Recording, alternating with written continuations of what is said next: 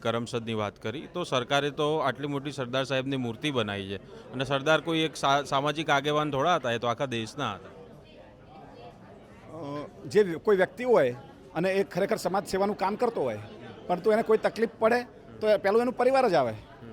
સરદાર સાહેબે ક્યારેય જ્ઞાતિ જાતિ ધર્મના ભેદભાવ વગર અખંડ ભારતનું નિર્માણ કર્યું છે. પરંતુ પટેલોને ગર્વ છે કે સરદાર અમારા હતા.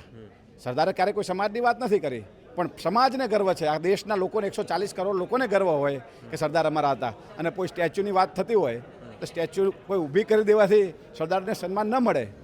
એ ફક્ત મત લેવા માટેનું રાજનીતિ છે.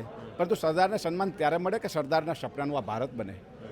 સરદારના વિચારો આ ખેડૂતો માટે કેવા હતા, ખેડૂત કેવી રીતે સુખી થાય, રોજગાર કેવી રીતે મળે, યુવાનોને કેવી રીતે ન્યાય મળે, મહિલાઓને કેવી રીતે ન્યાય મળે, આ દેશમાં કેવી રીતે સાથે મળીને દરેક ધર્મના લોકો જાતિવાદીના ધર્મના ભેદભાવ ભૂલીને કેવી રીતે સાથે રહી શકે, સરદારના વિચારો હતા. તો સરદારના સપનાનું ભારત, સરદાર સાહેબના સપનાનું ભારત કેવી રીતે બને એનું પણ ચિંતન થયું છે. અને આગામી સમયમાં એના પણ માટે આખા દેશમાં હું ફર્યો છું.